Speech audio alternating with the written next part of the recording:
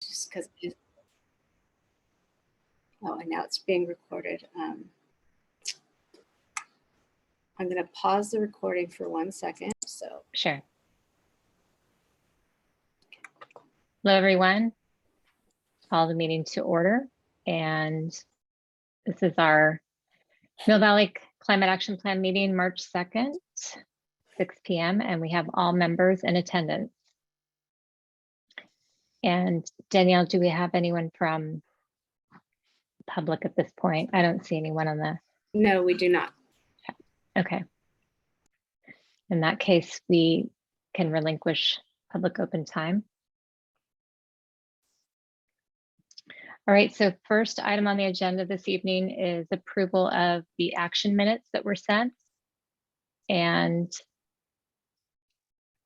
I'll check in if anyone wants to make a motion, but I did have a question that I wanted to ask about the minutes. As I looked through those, I had a recollection that there was a member that may have abstained on voting for possibly for the parking section that was removed. And I didn't see, I may have had that wrong. I just wanted to check in with members present to see if that was the case, that it would be acknowledged in the action minutes. My understanding is that two members voted against removing the parking, not abstained. Okay, that would be great. Can you remind me of, the two members that were not part of the ayes of that item? That was Susan and Al. Okay, okay, great. I will modify that in the minutes. Yeah, and the only reason that I didn't vote for it because I knew that we were going to be working on our parking ordinance as part of all the work we're doing for the bigger picture, and we didn't. As Urban has said, we don't want to get parking in the middle of this document because it's a bigger picture in zoning and parking, which are something that is from the 60s. So let's not confuse the two. All right, And any other changes?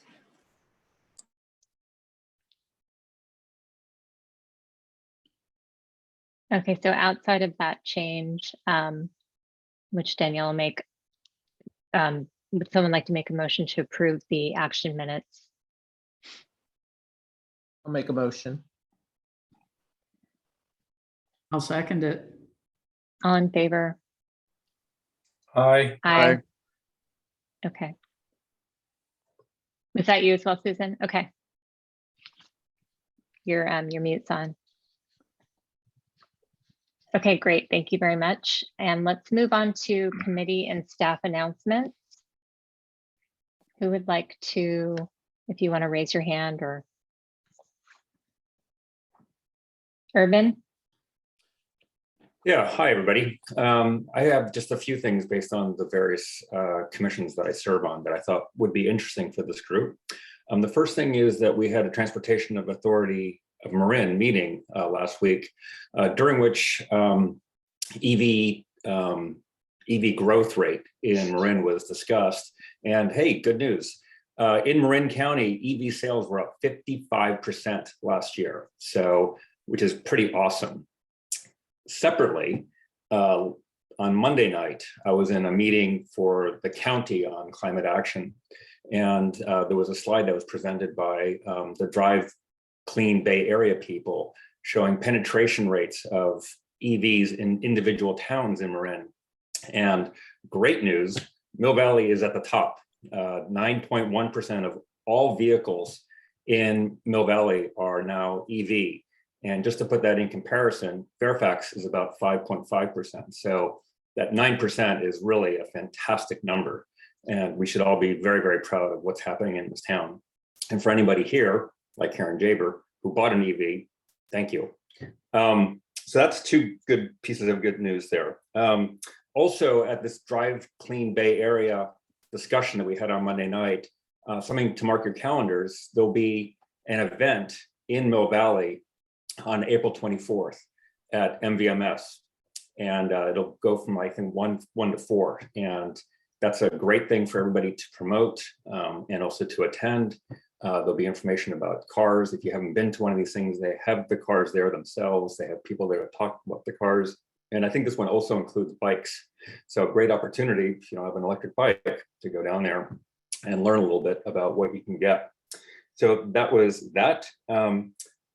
Second item, we had a Safe Routes to School meeting not too long ago. Debbie, I think you were there as well. There was nobody there from BPAC. I think Clayton is usually there, but he's been traveling, so he was not there. Karen Jaber, you might want to talk to your colleagues on BPAC and maybe become the alternate if this is something that you're interested in. There's a lot of low-hanging fruit, I think, in the transportation to school. So in that meeting, we discussed how many kids are walking to school. And I can share this information with you if you're interested, but for many schools, active transportation to school is very weak. It's like in the 30%, even for places like Old Mill School, which is really a neighborhood school. But there's some good news here. Firstly, Safe Routes to Schools is putting together what are called dot maps that show concentric circles around each school and show how many students are within each concentric circle. So how many are within a quarter mile, a half a mile, 1 mile. That's really, really helpful information because you can then start to get towards what would be an appropriate level of active transportation to school for each individual school. So you can actually come up with targets for each individual school. And just as a benchmark, back in the day, 90% of kids within a 1 mile radius of the school got there on their own volition, right? So we're now in the 30%. So 90% was like the historic benchmark. So there's a lot of upside here. There is, second piece of good news, there's an event in April called Jedi, where for an entire month, kids are being encouraged to walk to school. There's awards, there's recognition, there's tracking, right? So this is exactly the kind of positive enforcement that is required in order to change behavior. And because it's a month long, it's not just a one-day event, you really have the opportunity to change behavior, which is really the key. So Fiona, I hope you don't mind. I have taken the liberty of giving them your contact information because I thought this might be something that the TAM High School Sustainability group might be interested in promoting and trying to get on top of. So if you're interested, you can let me know. They might also reach out to you directly because I said we have this fantastic person on our committee, very involved in this whole thing. And so anyway, I thought this might be something that you'd be very interested in. Others of you that might be interested in this, this is, I think, really a great way to kind of reduce traffic, reduce emissions in our town because it starts with kids. And if we get them early enough, we can change their behavior and kind of have that cascade through their years at the middle school and at TAM High. So enough on that. The last point I want to just make in this meeting I was in on Monday for the county, we are getting pretty far down the road now with a gas blower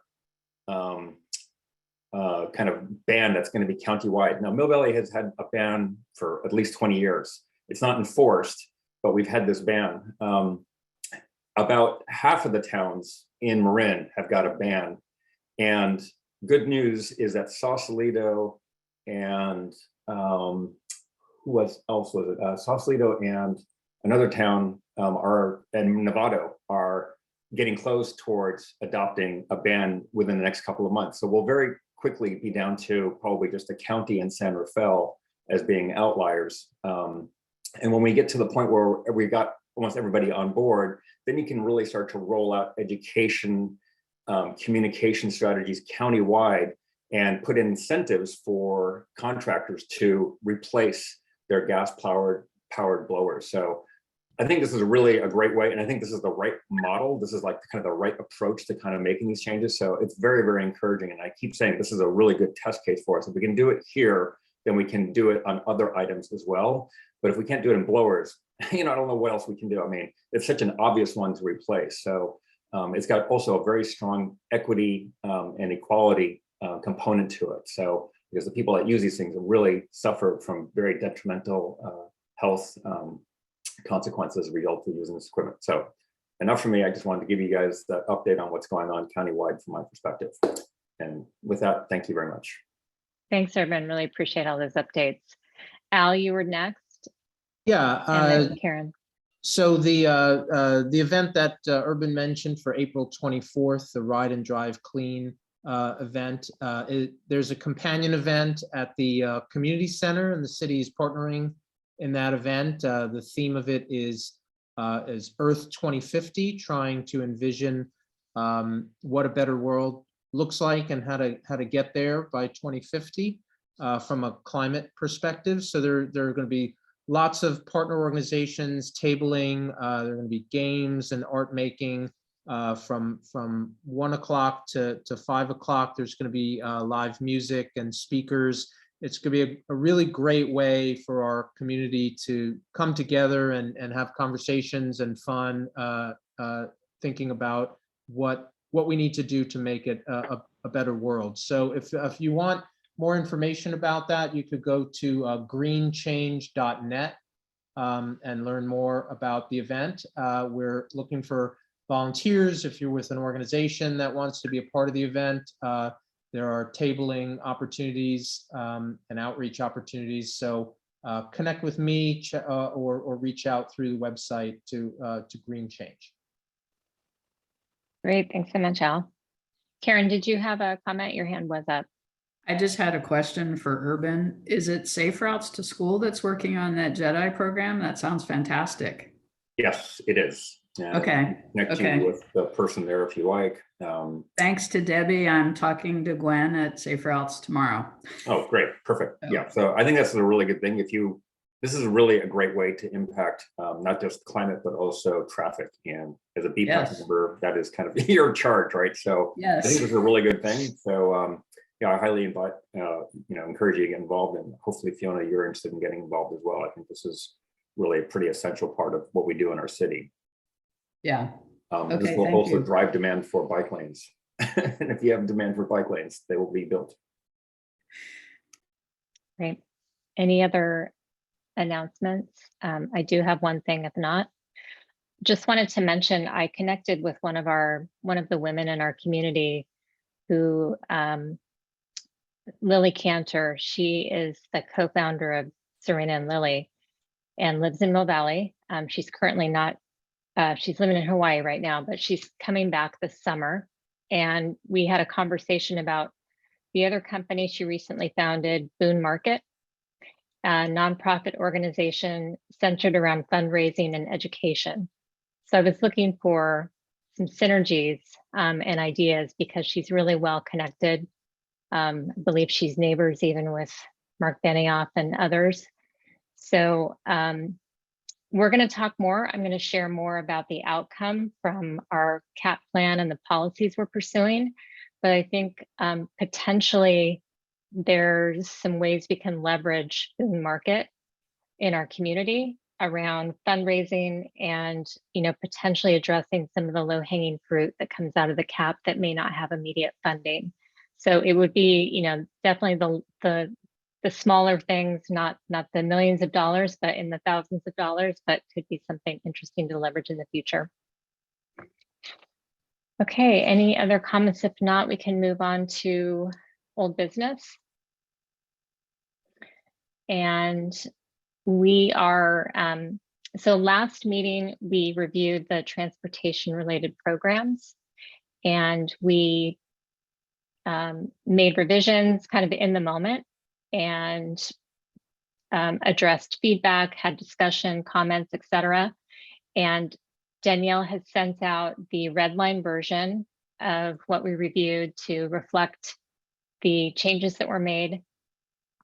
So at this time, we want to make sure that we give everyone on the task force an opportunity to ask additional questions or provide additional comments or context, particularly if you didn't feel you had the opportunity to do so in our last meeting. This is another chance to do that.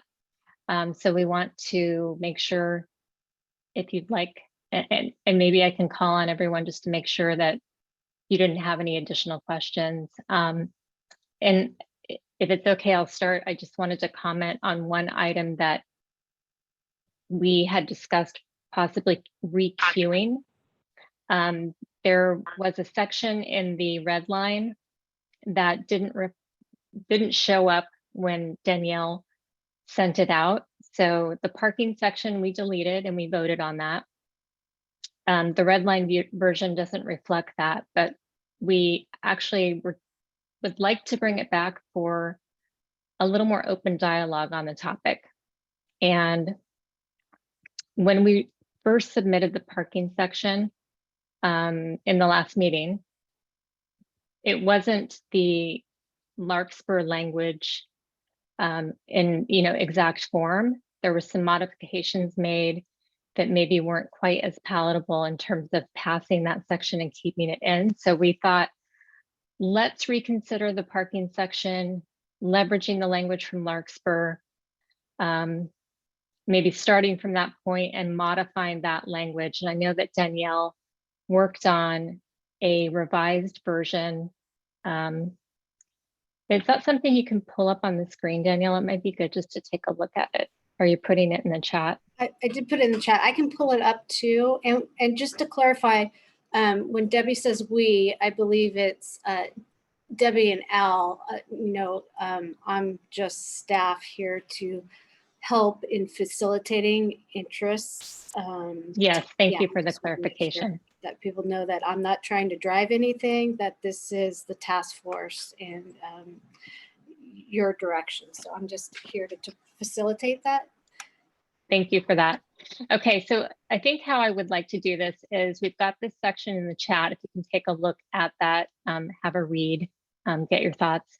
I'd like to go around, a bit of a round table to make sure everyone has an opportunity to either ask questions, make comments, not just on this in the chat, but any item in the transportation plan, the red line version, if you have any other additional comments or questions, that we can address those now. And if someone would like to start, we can do it that way. Otherwise, I'll just call on folks.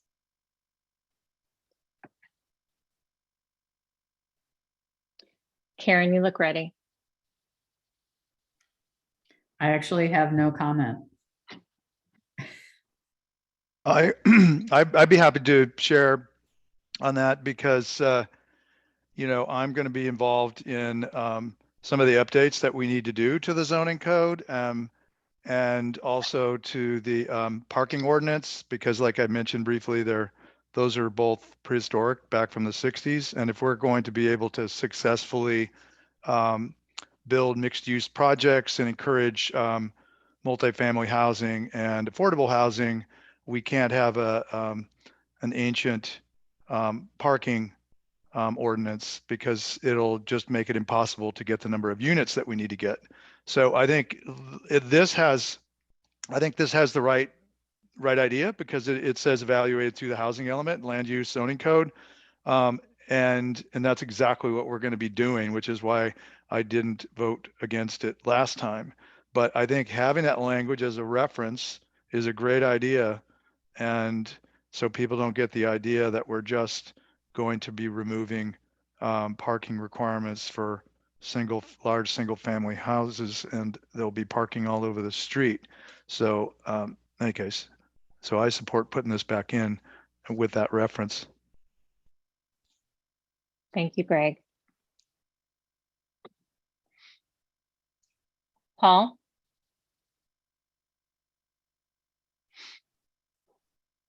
Thank you. I like the idea of encouraging people to not have cars, and how do we incentivize that? And I'm not sure, I know San Francisco has some lease or deed restrictions that if you occupy an apartment, lease an apartment, you don't own a car, you get a reduced rate. And I'm not sure how to, and I think that's a great idea. And Greg, I agree with you. This the old parking requirements and and statistics and what's necessary is outdated and needs to be revised. How we do that, I'm not sure if we work with zoning and how we do that, but I am very much in favor of reducing parking requirements so that it just reflects the current environment that we're in. Thank you, Paul. Fiona? And then Al. I agree with Paul about revising it to reflect more closely with what needs to be done now. And yeah. Thanks, Fiona. So I'm going to weigh in because I think it's important to really understand the choice that the committee's making. I think everyone on the committee agrees that there's a connection between the parking minimums and emissions through the connection to driving. I think the key here is a tactical one, and for me, it's not a clear slam dunk. So we live in a town where people get triggered by conversations about parking, and so I think Urban has expressed concern about putting a hot button issue in a cap where there are likely to be other hot button issues, and maybe we just need to think about how we pick our fights. On the other hand, one of the roles of a cap document is to communicate to the community what are the big levers. And so if we choose to be silent on a big lever, and parking is a big lever, the research tells us that parking affects the affordability of housing. So if we have higher parking minimums, we're going to have less housing because it becomes more expensive to build it.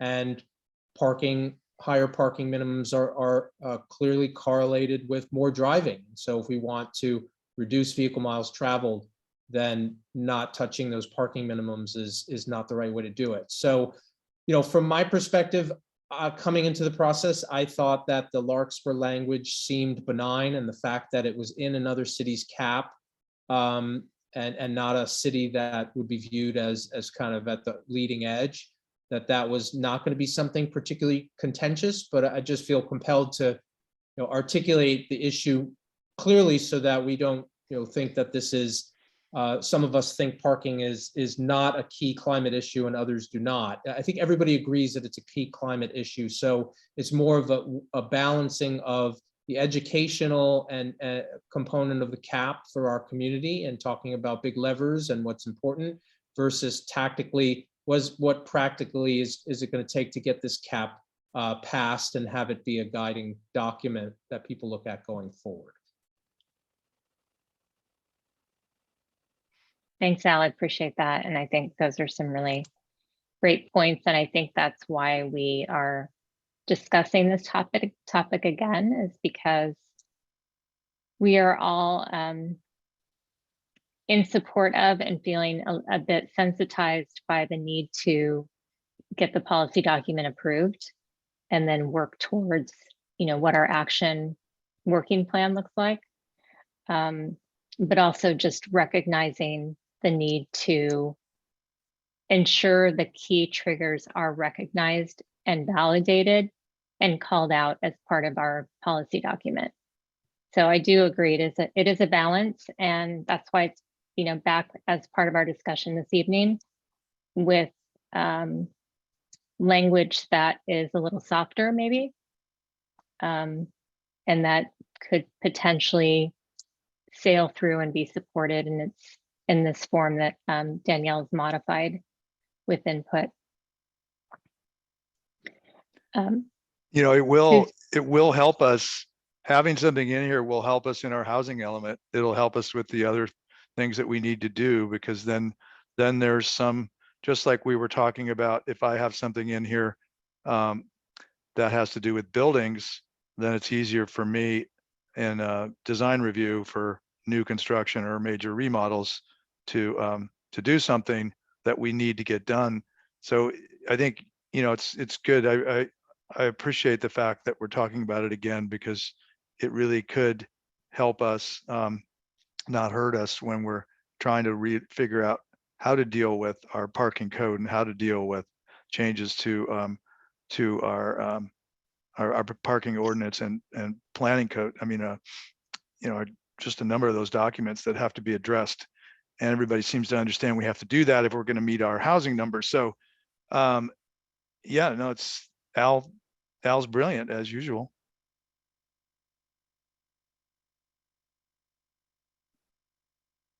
Susan, did you have any comments, questions? Yeah, what is, just looking at the revised language from Danielle, what does staging area mean? Staging areas to prioritize either pedestrians or biking instead of potentially parking. So there's a lot of land right now that's dedicated to parking, and perhaps there should be some change in thought where the staging, instead of staging for cars, you're staging for people and bikes. So that's why. Okay. And then I wonder if, and I apologize if maybe this is elsewhere in the document, but could it be possible to, in addition to bike parking, reference charging, or do we have a separate charging section? Because there's EV charging and there's bike charging. And I think as we see e-bikes just take off, there might be more need for EV charging as well. Right. I would still, EV bike parking is still related to, I think, parking of bikes. I just don't want to put EV parking in there, because then you're back to parking. Okay. I don't want it to be misconstrued for the parking of the cars. Then, but yes, that's true. So, but referencing the bike parking, could it be useful to say bike parking and charging, just to be specific about charging bikes? Yeah, sure. If the committee is up for that, sure. Yeah, I would recommend that, just because, I mean, we're seeing that become like a real car replacement. What else? Yeah, that's great. I could do that. Any other questions, Susan? I know Paul has a comment. No other. Thank you. Paul? Yeah, thanks. In Danielle's proposed paragraph here, it says apply minimum parking requirements. I would like to see some flexibility and discretion if the project came and it was in an area right by a bus stop, grocery store, and close to school. And people obviously don't want cars as much as they used to. And I've also noticed where there's opportunity for more housing, but just not enough parking. So that's the Achilles heel, and it stops that. And so I would like to see some discretion that could be used for, a development that the lower parking besides the minimum would be applicable. Not sure how we do that, but things are changing so fast, and there's so many good solutions that are going to be out there that don't require the necessary parking. Yeah, so Paul, I personally feel like that conversation is really a role for talking about the true parking standards. And I feel like, we're starting to get into that realm of transportation planning, and also, related to housing, things like that, that I would suggest that if we are just supportive of the idea of reduced parking, and that reduced parking could be also zero or, whatever, but I would leave the actual numbers and the additional conversation as part of the next step. But that's just my position. I think it's just the word apply minimum makes it sound like they have to meet that. So I wonder if just changing that word, reconsider, or have something to make it sound like there's some flexibility there. because Sure. it's, I think that's where, when I see that Mhm. now, I see what Paul's talking about. Apply minimum parking standards could be just no different than the parking code we have now. Okay. Oh, okay. So reconsider minimum parking standards. Does that work, Paul? In the committee? Yeah, that would work, just to keep that flexible Mhm. instead of a concrete. It looks like concrete. Yeah, You know. reconsider minimum parking requirements in commercial areas, because we might get somebody that could put in, you know, some, maybe a developer would put in some zip cars in their parking garage, and then we'd be able to change the minimum requirements, or they might have some e-bikes that are on site, or something's across the street in the parking lot in Safeway or whatever, and that might help a development that's across the street. So I think there needs to be some flexibility. Yeah, I'm for that. That's a great example. All of a sudden, we have a fleet of cars that electric cars that service that complex or whatever. That's a good change. Thank you for that, Paul and Greg. Any other questions from the task force or comments, not only on this section, but any of the sections in the transportation?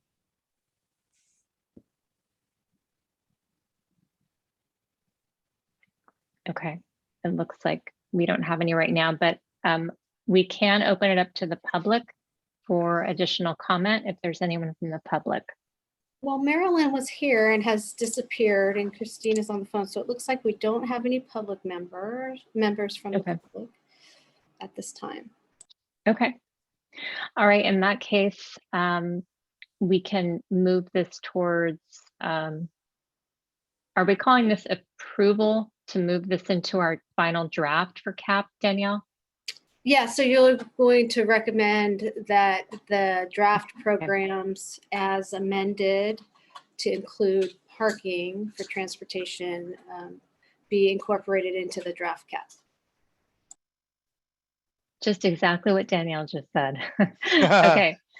So who would like to make a motion for that activity?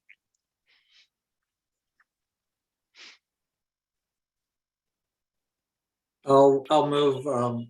We accept that as amended. I'll second it. Al seconding, all in favor? Aye. We have ayes from all. And apologies, Urban, you're off camera, and I didn't know if you had any comments.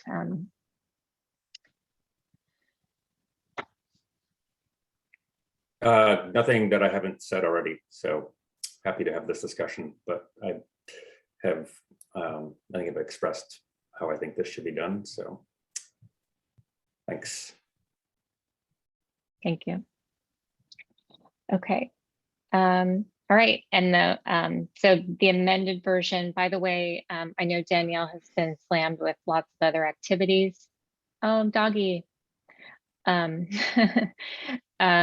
But the amended versions in their final forms will be posted to the CAP website, so that as we are going along and moving towards final draft versions, you can view those as reference points, and Danielle will be posting those soon, and will let us know when that's available to take a look at.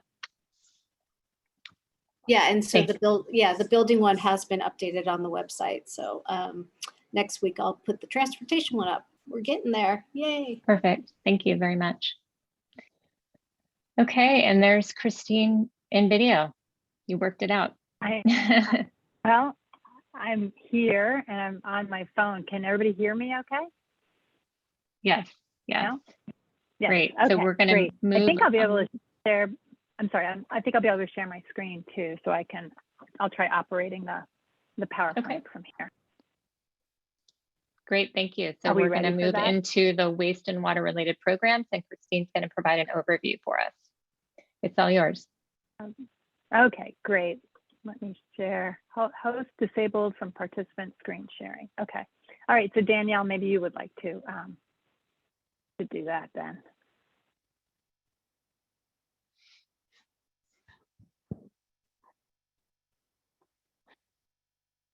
Okay, give me a second here Okay. to share the screen. That's what you need help with. Yeah, could you share the screen, please? I would think so, but maybe I have too many. I'm seeing everything but the PowerPoint. So hold on, let me. Or you could enable me to Oh, is that the problem? share Yeah. my screen. Yeah, I'm sorry. Yeah, that's the problem. Oops.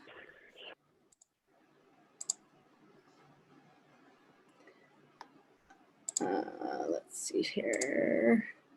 All panelists. Okay, so can you do that? Can you do it now? Let's try it. Yep, great. Yep, everybody well, can see it? Okay. Yeah.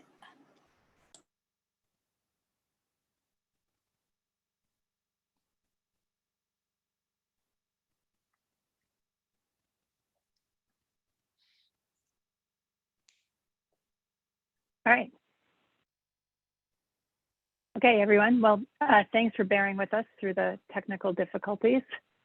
And today, so this presentation is just a little background information on waste and water. And we have provided a background information document. So this is going to pretty much closely follow what we talked about in that document.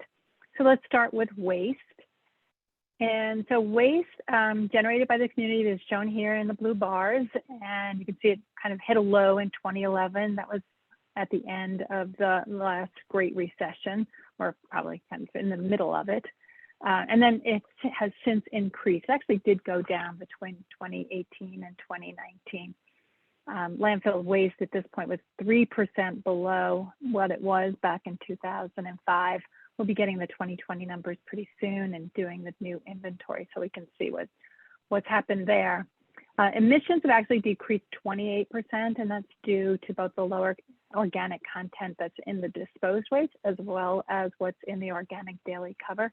I will note that the emission factor that we use for disposed waste comes from the statewide characterization study, so that is not specific to Marin County, but we are seeing a reduction statewide, so that's being reflected here. So one of the things that we discussed in the background information was this new state law, Senate Bill 1383, which was adopted in 2016. A really important bill. It's designed to reduce organic waste disposal 75%, that's from 2014 levels, and also to increase edible food recovery by 20% by 2025. So some of the features of the bill, one is that organic waste collection services must be provided to all businesses and residents. And then grocery stores, there's actually a tier system. So there's tier 1 and then there's tier 2. So starting with tier 1, grocery stores and food service providers must donate edible food. And then that's already went into effect in 2022. And then in 2 years, they'll be adding the tier 2 level. So that's including restaurants and schools and hospitals and some other food service providers. So they're all required to donate any edible food. There's a lot of requirements that are placed on local governments. So there's requirements to do outreach and education, also a lot of record keeping to enforce this ordinance. So in a couple of years, there'll be actually penalties for residents and businesses that don't sort their organic material. And then also the cities have to purchase materials that are made from recycled organic material. So this, so Senate Bill 1383 is something that we use when we're calculating the emissions reductions. And so we're assuming that between the state law and the actions that the city takes, that we'll be able to reduce organic waste disposal. And that's where the emissions come from, 75% by 2030. Another thing that I wanted to mention was the reusable foodware ordinance. I'm sure you've been hearing about this. The county developed a model ordinance probably 2 years ago, before COVID started. And then COVID happened and kind of put it on a slow track, but they're ready to start bringing this forward again. The county at this point is saying that they're probably going to have it adopted by May. And so some of the features of that ordinance is that all takeout foodware has to be natural fiber compostables, and none of these bioplastics that aren't accepted in our composting facility. Also, for any dine-in uses, that has to be only reusable foodware. There's a 25-cent charge for disposable cups, and that's because disposable cups just cannot be made out of this natural fiber compostable at this point. So they will still be using the disposable cups that have to be composted. So there's a charge for that, and that's to kind of incentivize, encourage people to bring their own reusable cups into like coffee shops. And then there's also requirements for organic collection bins to be up front within the store, to have some real graphic rich signage as well. So after the county adopts this ordinance, enforcement would begin 18 months afterwards. There is an incentive for cities and towns to adopt the same ordinance. At this point, the cities and towns will have 12 months to adopt the same ordinance, and the county will just simply enforce the ordinance for the cities and towns. If they don't adopt it, or if they adopt it after this 12-month grace period, there would be a fee that would apply for the city. So there's definitely an incentive to do it now. There was also, Urban had brought up at the last meeting a ballot initiative that for the November ballot that is going to is trying to get at this reusable foodware piece as well. That ballot initiative is actually geared towards the producers. So I spoke to the county, and they don't see any conflicts between the two ordinances. And we'll see if that actually if that is approved or not. Moving on to water, the per capita water use has declined 25% since 2005. That's that chart on the left is showing you per capita water use. And then the other chart is showing you water use and emissions. So emissions have actually dropped 97% between 2005 and 2019. And that's because of the lower carbon intensity of the electricity that our water agencies are using. I know we talked about this before in the introduction, but both MMWD and the Sonoma Water Agency are using essentially greenhouse gas-free electricity. So that's why those emissions are so much lower. So some of the things we highlighted in the background material around water conservation is that the building code already requires water efficient fixtures, and then Mill Valley has adopted the tier 1 for the green building code. So that even requires more water efficient standards, like kitchen faucets have to be more water efficient under the tier 1. And then there's some other options, like the project would have to choose some additional options, and some of those can be recycling using gray water systems or storing water on site. MMWD regulates water efficient landscapes, and so whenever a project comes to the city, they forward it to MMWD for their review, and then they apply their ordinance to that. So and the landscape requirements are actually pretty stringent, and they apply to any landscape that's just, if someone is hiring a landscape designer to refurbish or renovate a landscape, it would apply to those projects as well, not just new building construction. MMWD also has a gray water ordinance. And so this requires any residential or non-residential project that needs a new or enlarged water service, that they have to provide gray water to that building. There's a couple of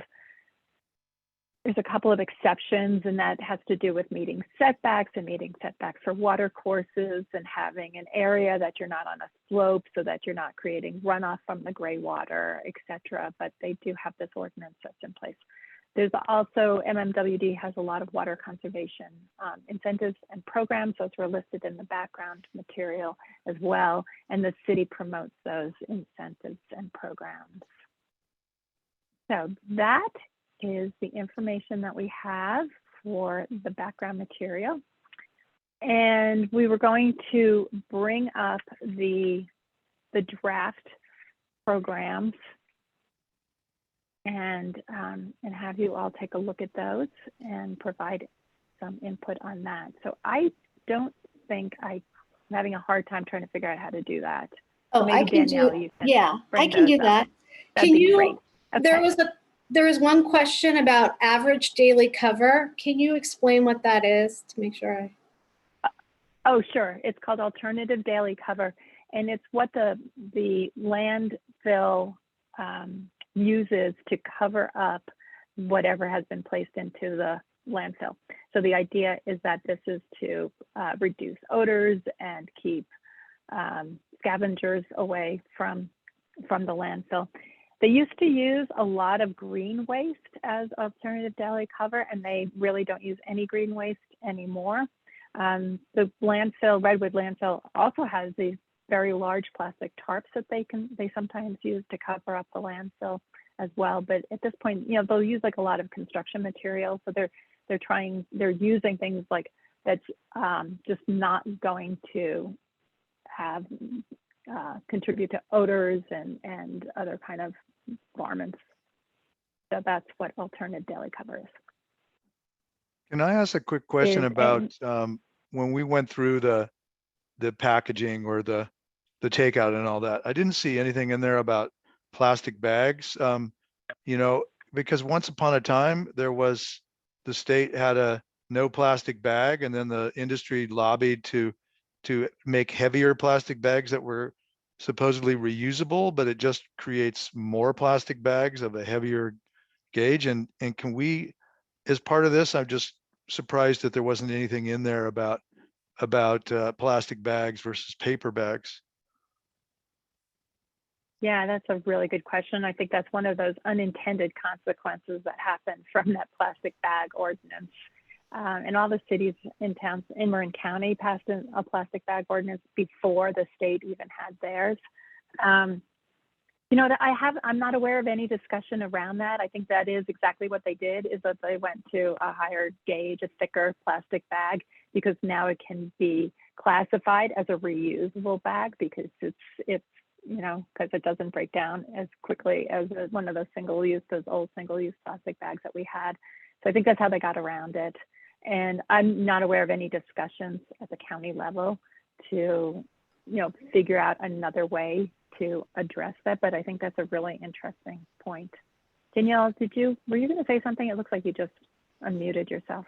Well, I was just going to also, yes, just mention that Zero Waste Marin is aware and has discussed the item. I'm not sure there is a plan or there is an idea of what actually to do about that. It is an really sad unintended consequence. So there is no plan to address that from what I understand. But can we address it as part of our cap? Because there's a lot of plastic bags of just heavier gauge, and it's everywhere. The pet food store, I see it when I go to Safeway and coming back from Menlo Park on a project, and they're smaller plastic bags, and they don't fit a lot. So people end up with 10 of those things, and then they go home and throw them out. It seems like that's a really big deal that somehow we should get back to. And I think some restaurants are doing that on their own around here, where whatever their packaging is for the takeout, they're using a paper bag instead of a plastic bag. So how can we do a local ordinance that covers something like that? I imagine potentially could. I don't know. I would have to look at the environmental. I know there's issues also between paper bags. Yeah, I imagine we could. I think we could add something to the climate action plan about, looking into addressing this issue. Yeah, we could do that.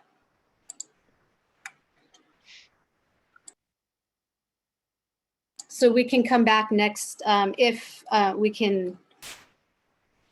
We'll have all the task force members, and maybe we could, and sorry, I don't mean to take over Debbie, but maybe for this item, maybe we see a raise hands feature if the task force would be interested in seeing some language at next meeting that we can come back with on that issue. Oh, let's see here. I see. Paul Gray. One option on this might be to also work with the county, right? So county as lead agency, which is developing the, reusable plastic, blah, blah, blah ordinance, right? Maybe working with them on this issue, right? Yeah, so we can add something about like we've done in the other programs about coordinating with Marin County and other local jurisdictions on because addressing. as we learned tonight, right, enforcement is a big issue, right? And the county will help us with enforcement if we're go along on the early side, which to me seems like a no-brainer, but I'm just one person. But so getting this in there would be a useful way of getting enforcement as well, just as an idea. Yeah, okay. We'll come back with language next week based on, and I think I saw all the hands. Let me know if I'm wrong, but I believe I saw all the hands raised for the task force members. Susan, I didn't see your hand. I didn't catch, I think I was typing, so I didn't catch what we were raising our hands for. To confirm, I was going to say to confirm that Danielle will come back that in the next meeting with language to reflect what a program might look like for plastic bags. Okay. Thank you. And I did, so yes, I'm on board with that. I did put a note about certification for the natural fiber foodware, if there's anything that could help ensure that that's coming from a sustainably sourced location. That's a good question. I know that there's a lot of information on the county website about that. I haven't looked into that in particular, so I will, and we can get that to you. The county is asking everybody to adopt the same ordinance because if they're going to do the enforcement for all the cities and towns, that it needs to be one ordinance. So they can, that just makes it easier. I can't imagine that they didn't think about that, but I'll have to look into it. Thank you. Al? Yeah, I had a question in the chat about whether in relation to SB 1383, whether there are any jurisdictions in Marin that were requiring composting on a more aggressive timetable than what the state has put out there. Al, I can tell you it's pretty aggressive. I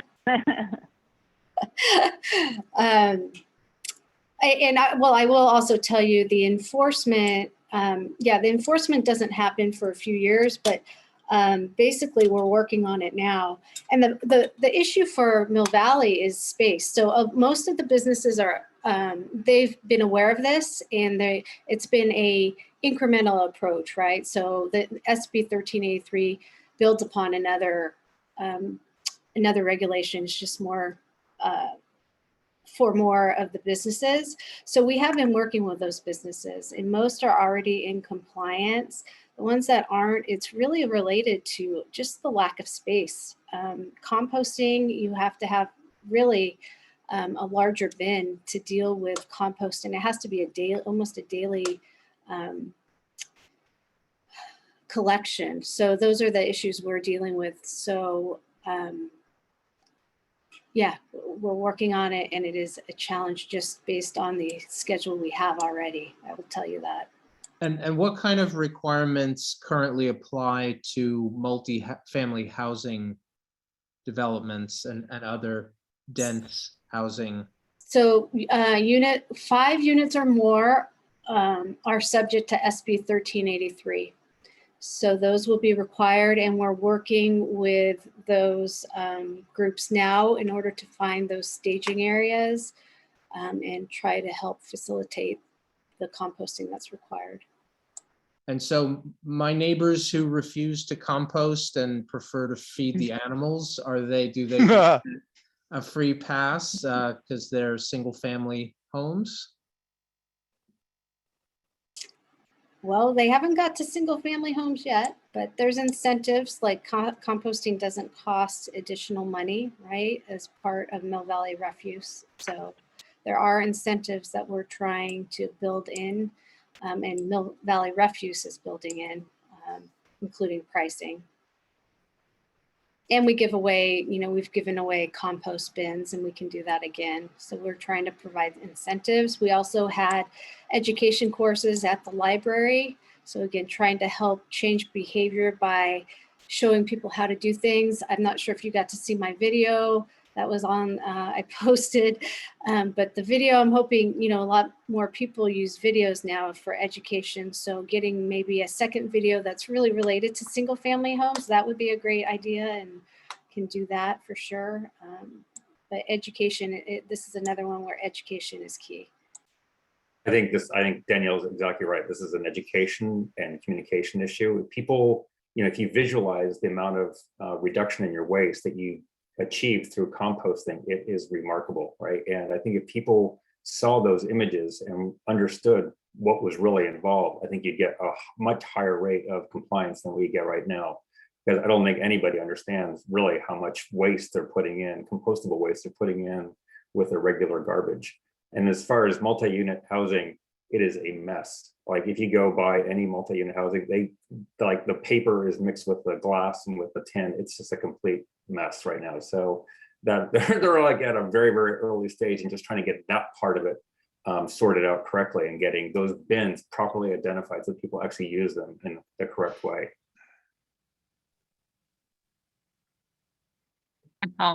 Debbie, yeah, thank you. To Urban's point, education is key.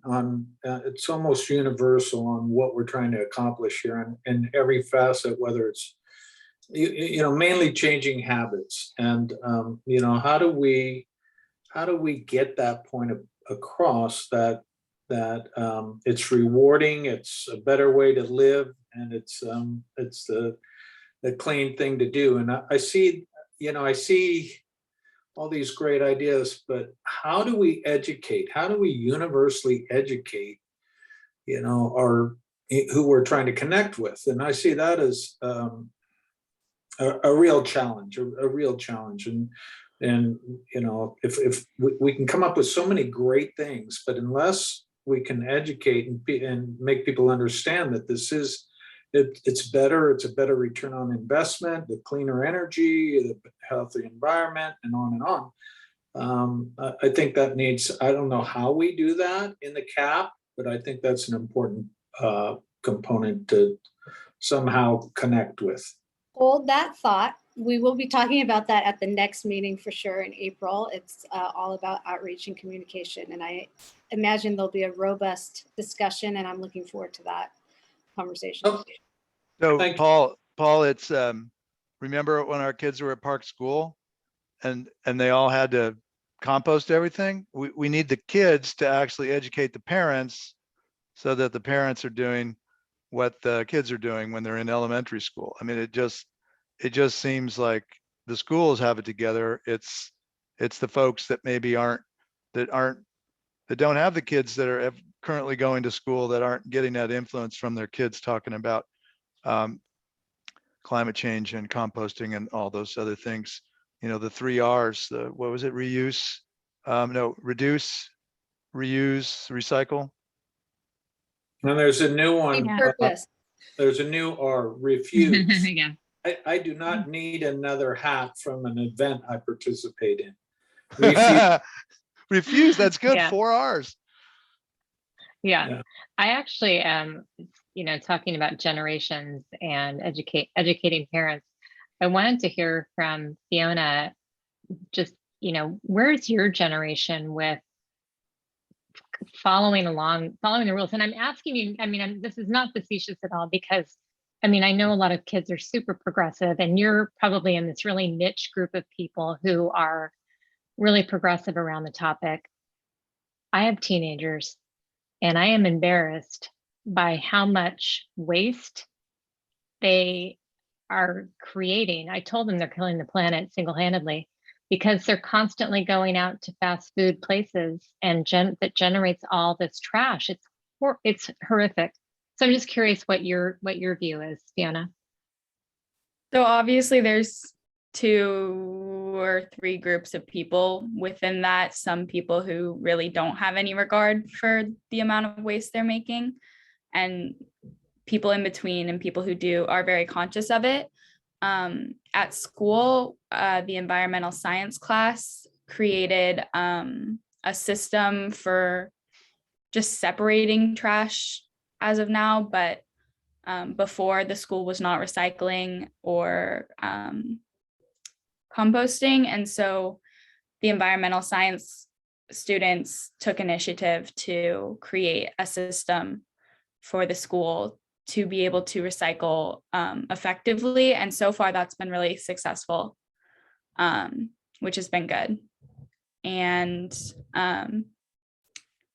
I think a lot of people aren't fully aware of necessarily how much trash they're creating just by going out to fast food restaurants or by buying Starbucks every day. And I think if we're able to kind of show people how big of an impact it has, that'll be an initiative or an incentive to have them try to create less waste. Thank you for that. And I think that that's where we continue this conversation into the education part of the plan that we'll start talking about next week or next month.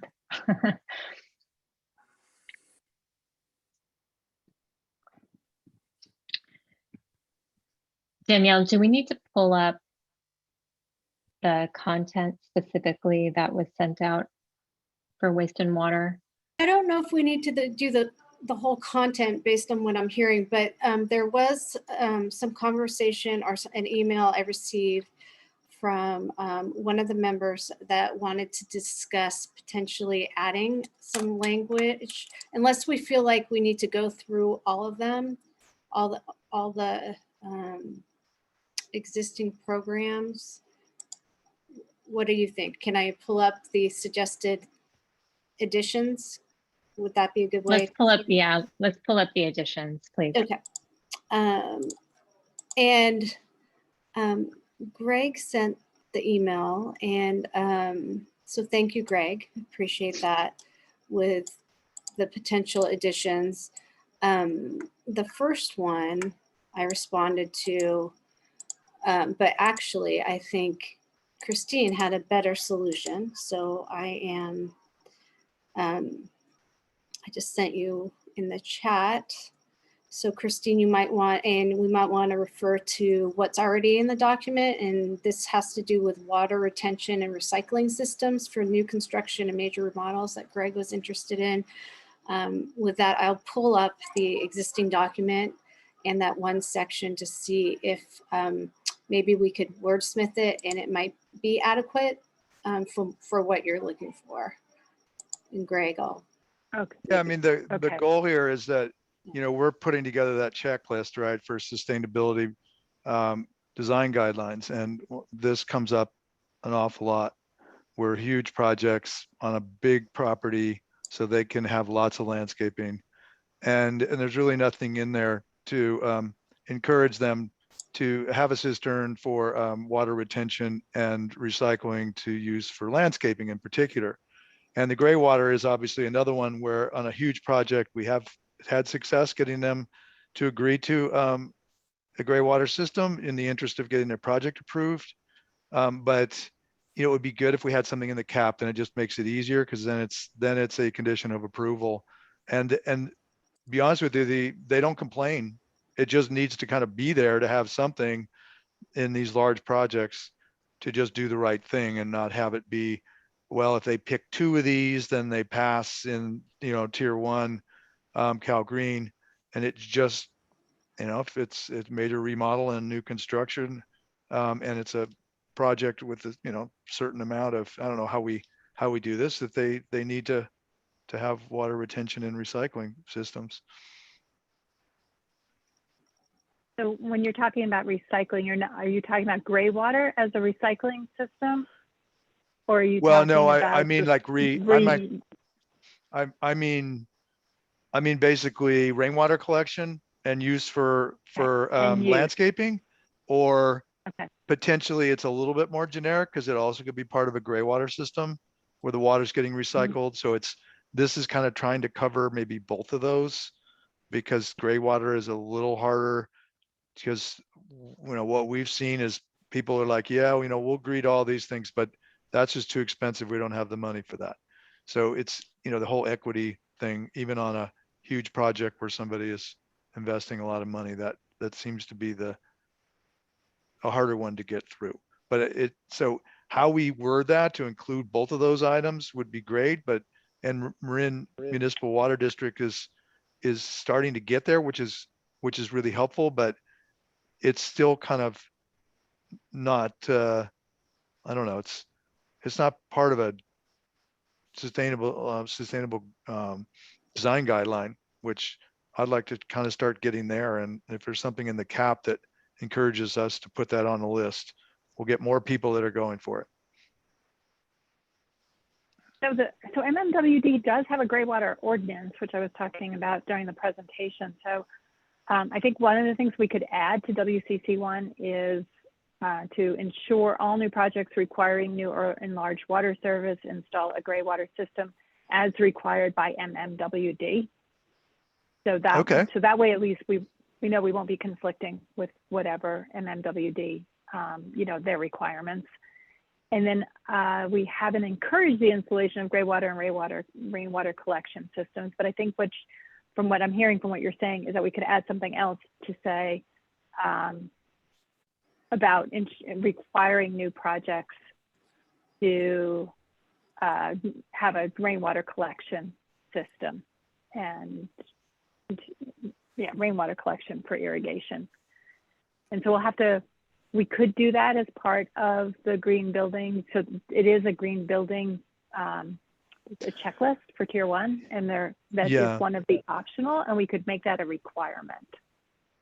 I mean, that's kind of what I'm getting at. If they only have to pick 2 out of the 10 or whatever, then it just makes it harder when we see these, on a property that's 10 to 20,000 square feet, and they're putting a big house on there, and there's landscaping all over the place, and it's just a lot of water, especially,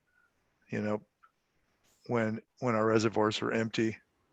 As a reminder, I think what Christine's trying to mention is the county is working jointly on this idea of addressing major remodels and for having a checklist and having mandatory components associated with them. And so I think that was the idea, is to use the checklist because it's there, but make them a mandatory requirement and not optional, choose 2 of the 5. It would be a requirement, but it would, I think the question is if that is something we do separately or with the county.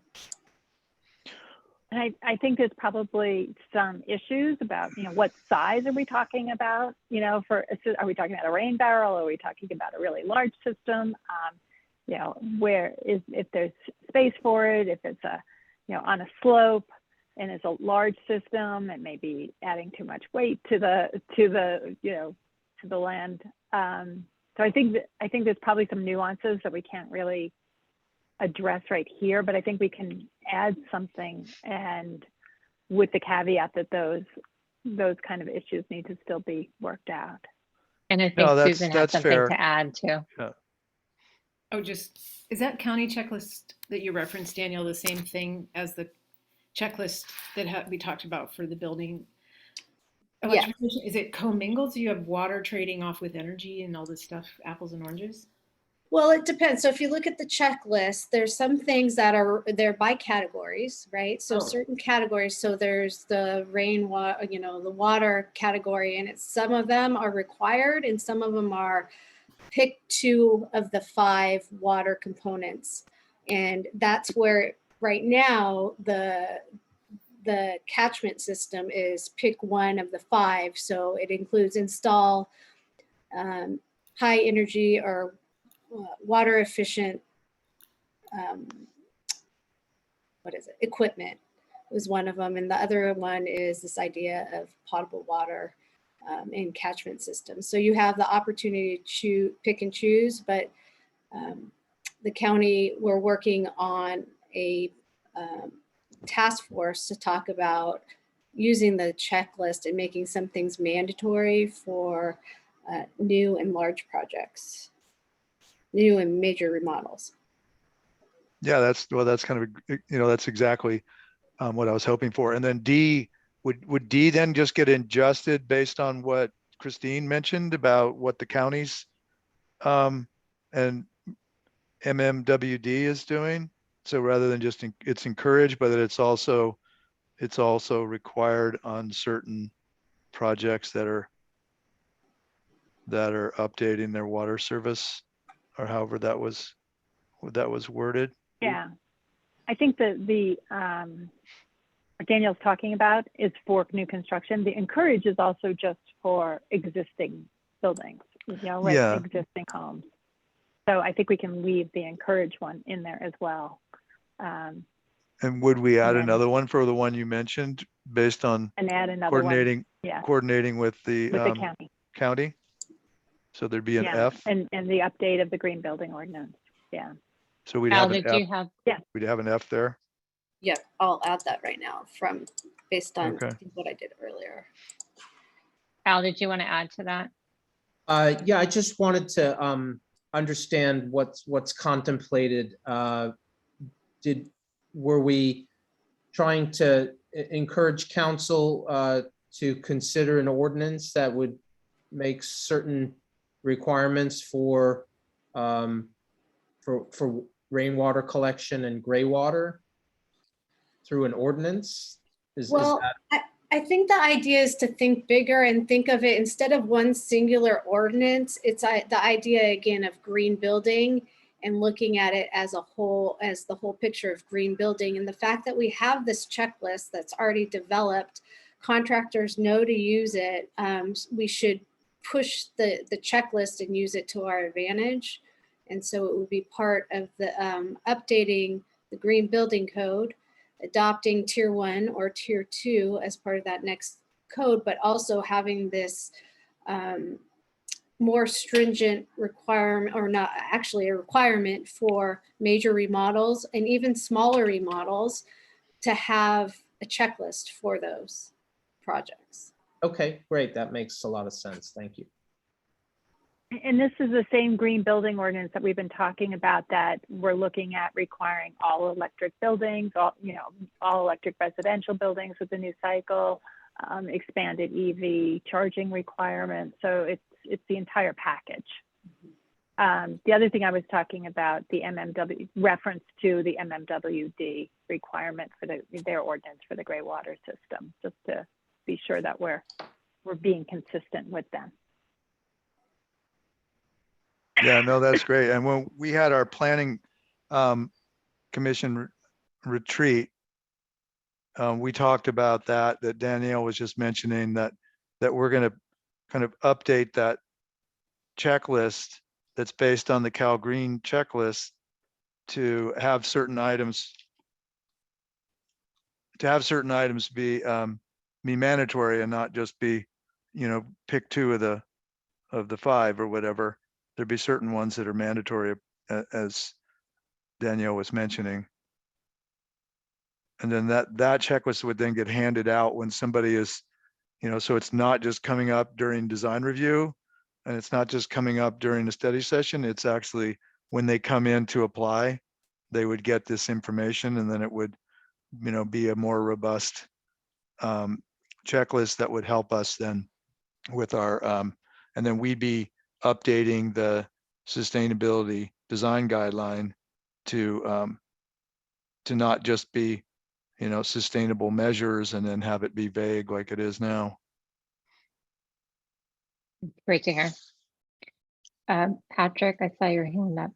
Yeah, thank you. I just following the conversation here about making the measures more robust. And I wholeheartedly agree with the approach to implementing these policies via an ordinance. And that is definitely, how things go. You develop policies via this high level, general plan level, and implement via ordinances and various, design and development standards. The one word that gives me a little bit of pause is two words, new construction.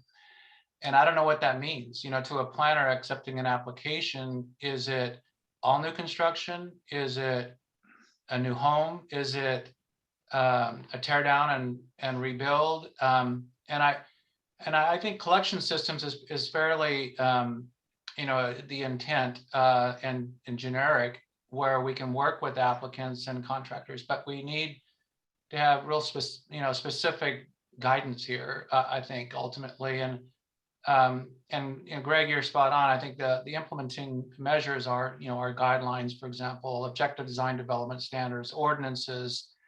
But this sets the direction. The climate action plan is a policy document in that regard. So, but as a policy document, it's being very specific with respect to E, and I'm not real 100% clear on what we mean by all new construction or new construction. Is it all new construction? What is the threshold? In some areas, it's like somebody had mentioned, I think Christina, there may be site constraints for a cistern, in some areas it's kind of not a problem because they got the area, so just some perspective there. Well, maybe F is enough because it would be a mandatory requirement under the checklist. And it says new construction right here and major remodels. And again, keeping it in the Cal Green code and that checklist, it does provide the opportunity in our code. It does mention that exceptions can be made at the request of the applicant for reasons, and it could be like whatever, a hillside or whatever. So there, it does provide some teeth, but also flexibility. So I personally really like it in the Cal Green checklist for that reason. So maybe we don't need E because it's really, these two are saying the same thing. Yeah, I agree. Yeah, Okay. agreed. Okay, wonderful. So are And we then just, Danielle, are we focused on just water for now? And then, because I came up, Danielle, and I'm sorry, I sent you that email and I came up with one other thing having to do with the wood waste that is kind of related that I wanted to talk about when we get there. Sure, maybe we can raise hands if everyone is comfortable, and I can't see everyone's hands. If Danielle, I put in the chat the other one about the MMWD ordinance. I don't know if you want to consider adding that one as well. Oh yeah, exactly. That goes in addition to the encourage the installation, as Christine had mentioned. I think it could be a separate F, a new one. Okay, I can't do that at the same time. Okay. Yeah, that's sharing fine. the screen. But maybe we can raise hands that the conversation we had in addition to what's in the chat would be added at F if the task force is comfortable with that. I'm going to stop sharing. Yes. Raise hand if you are comfortable with. I want to tag with what Patrick said. Since it's a policy thing, I can see circumstances where somewhere like Joe's is doing a major remodel and they don't have anything that they're gonna water outside. So maybe they don't need to collect water. So maybe there needs to be some kind of exception in that statement. Right. Yes, and I think that's what the task force is working on is, having these mandatory measures, but it's related to your scope of work. Well, and what we're talking about, a lot of what we're talking about is residential, where people have 10,000 square feet of landscaping. And they have tons of water use and, but Okay, future multifamily projects and mixed use projects, you know, that's a little different story than a remodeling a business that doesn't have any landscaping. So there, I'm sure we can put some kind of exceptions in there Yeah. where people could apply for an exemption or whatever. The goal is to just have something that we can use as we're approving projects. okay, so now maybe we can move on to the construction and Yeah, did we get an all hands raised on the last language and ads? Are we there? We're there. All hands are raised. Okay.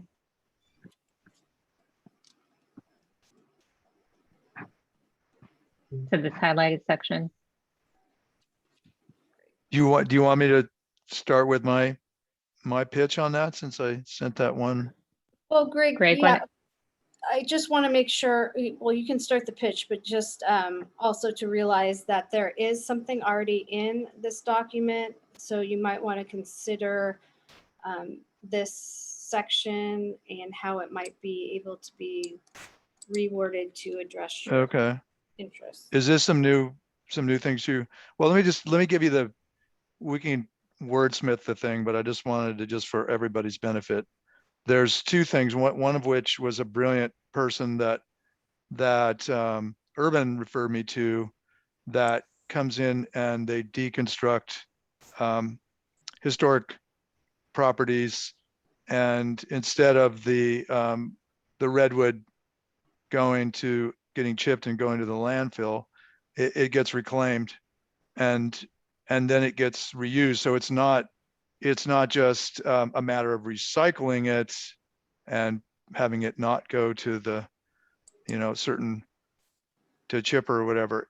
It's really trying to take historic properties, and sometimes that, you know, people they come in and they want approval to tear down an existing historic home, and there's certain reasons why it couldn't be saved. So we'll be getting a request when someone comes to planning commission in order to approve the demolition of a historic home, as opposed to saving it as a historic asset for the community. So what I wanted to make sure that we do is that on a project like that, you know, depending on the project, obviously, you know, if it's something from the 50s and 60s, it's maybe not as valuable as something from the early 1900s. But this woman that Urban referred me to had a really interesting point that ties into what we're talking about tonight, is that a lot of the construction waste, and it's getting used as the daily cover. So, you know, and that's happening with a number of things. So it's, you know, I think if we could avoid having a lot of that valuable wood that could be reclaimed, and because I've had to purchase reclaimed wood for projects before, and it's super expensive. So it would be great if people were required to actually deconstruct historic homes. And that would give me a way to, in the in a design review, to be able to potentially say, okay, it's acceptable to demo the structure, but you have to do it by deconstructing it, not by taking it to the landfill. And so I got a couple of examples that this woman mentioned, and she said that it's being taken to the landfill and used as the daily cover, which seems pretty sad to me. And so I just wanted to see if we can get a little more specific, because what I see in recycling requirements for LEED is, you know, things have to be sorted and recycled, but it doesn't necessarily cover all the other specifics. And maybe this just needs to be wordsmithed a little bit there. And Christine and Danielle, if you think there's something there enough to cover that, then then great. I just wanted to be able to have a tool is to say, okay, in our cap, we have this requirement, and that would need to be deconstructed, not demoed for reclaimed wood. And then on a similar topic, which I forgot to email you, was, we've had some folks that we've approved cutting down certain hazardous redwood trees that are old growth, in some cases old oaks or old redwood, and those are getting taken down, and instead of being milled for reclaimed wood, they're getting chipped and chopped up and chipped and taken to the landfill and used as daily cover. So now that I know the word daily cover, I'm like, oh shoot, how do we stop that from happening? And some of those happen at the ZA or the zoning administrator level, because Patrick and I have talked about that, and they have to come in to get a tree permit to remove a heritage tree. And if we had some language in there that would require that tree actually has to be taken to a mill to be reclaimed and salvaged and reclaimed, as opposed to chipped and taken to the landfill for daily cover, it would be great. So they're kind of two separate things, and I'm not exactly sure how we word those things and where we put them, but Yeah, and for that one, Greg, I'm like, in addition to living in the cap, the removal of trees and what to do with them and how to dispose of them properly, is like, where would that live to ensure that in practice that's happening?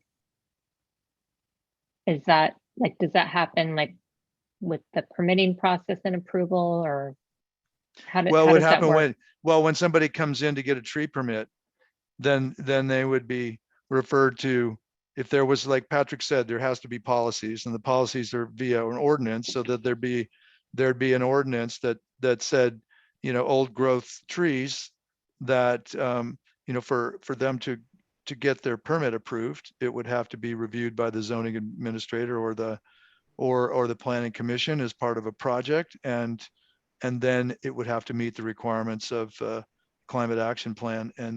And that way there's something in there that just keeps them from being, somebody just comes in, and there's tree services all over the place that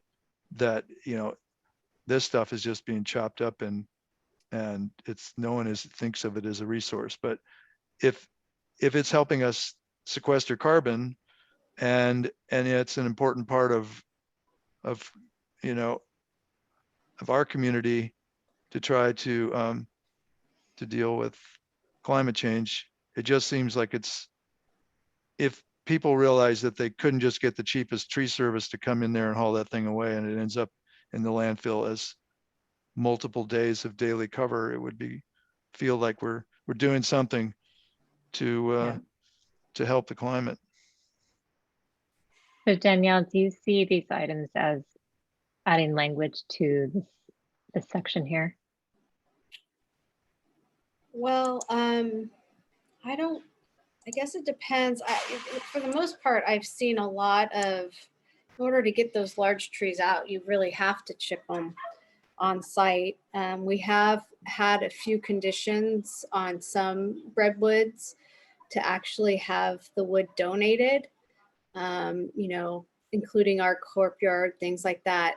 That gets really, so salvaging the wood, that what we've had is pushback on that in terms of, one, the cost, and two, finding a location where they're willing to store the material, including our corp yard, not having enough room, because you have to keep the wood for, I think, 2 to 3 years before it can be used again.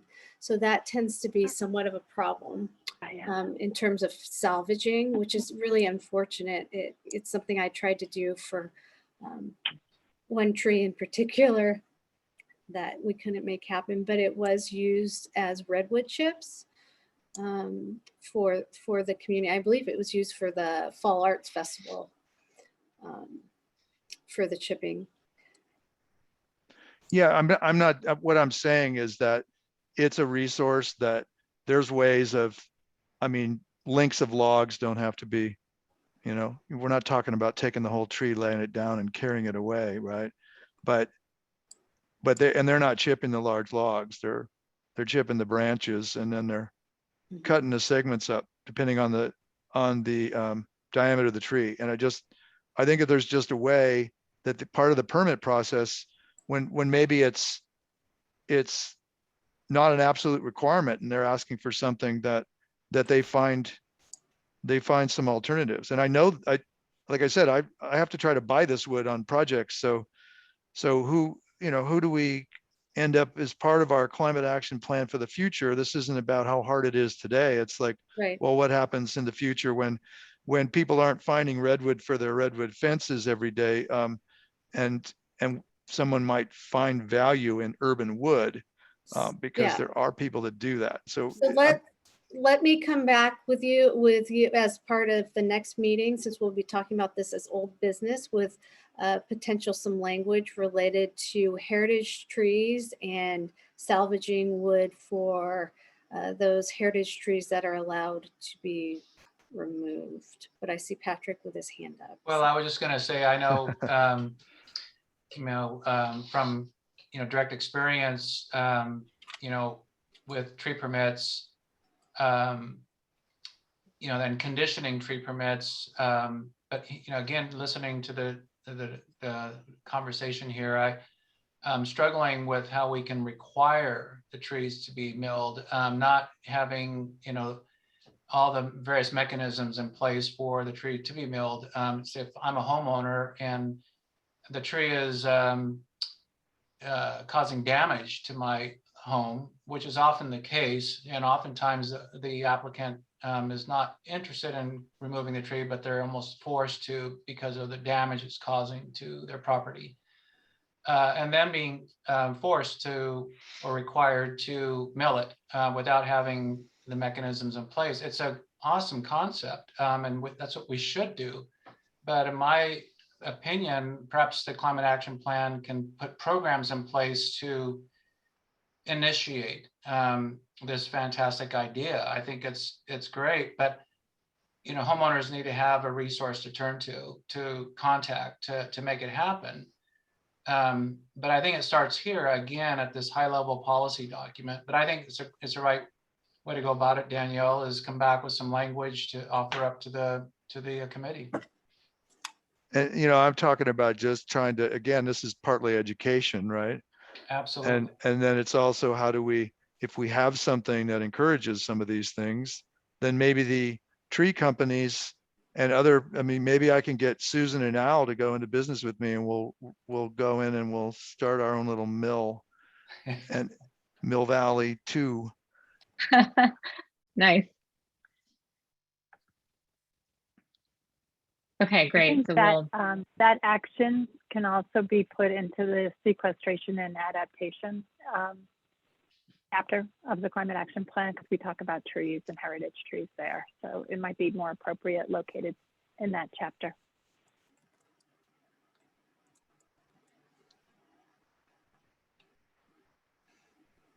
Great. So we'll come back with that, and we'll be talking about sequestration and adaptation next meeting also. So between the two, you'll see a potential program that we can discuss further next month. And then in terms of, we'll come back with, maybe we work with you, Greg, to see if this language is not enough. Maybe we can have including redwood, or something that's making you feel more comfortable with this language, that we can bring back as part of. Yeah, I have to apologize. I didn't have a chance to really look at it in depth, and I just thought I would share the big picture with everybody, and not to be on the usual rant, but no, it was great. It was great. And then Paul and Susan, Paul had an item, maybe you can add a little color to it, Paul, around gray water or recycled water. Yeah, jumping back a little bit to the water. Yeah, right there on municipal water use. at the bottom, I would suggest after C, a D that would say increase our system, increase our distribution system for recycled water. We have a good distribution center close to the recycle plant or the water plant, but it doesn't go as far as well, I'm speculating a little bit, but I think there's probably more recycled water that it produces than it's used down there. I could be wrong, and if that's the case, it's a moot point. But if we increase the distribution, let's say we could get it up to the golf course. If we could get it to the golf course and the parks, Fields of Willow Park, we'd make a significant decrease in our water bill. Mill Valley's water bill is very big when you consider the golf course and all the fields. So that's I think that would be a good policy. Increase our distribution system of recycled water. Christine, is there anything, just because you have the knowledge about the MMWD work, does that go with what they're doing? Does it make sense to add that? That I don't know. So we'd have to investigate that.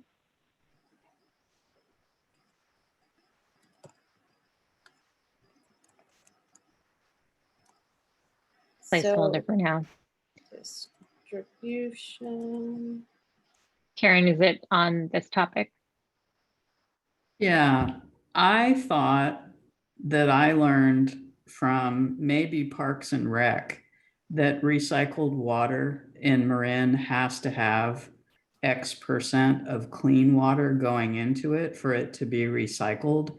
And therefore, there's a limit to how much we can use practically when we're in a drought and cutting back.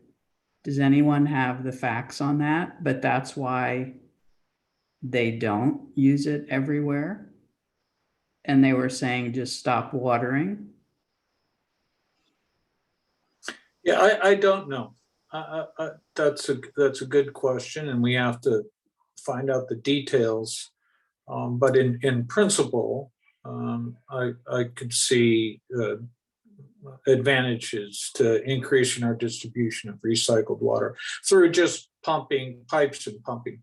You know, we see those purple pipes around freeways and municipal fields, and that's really what that water is. It's reclaimed or recycled water.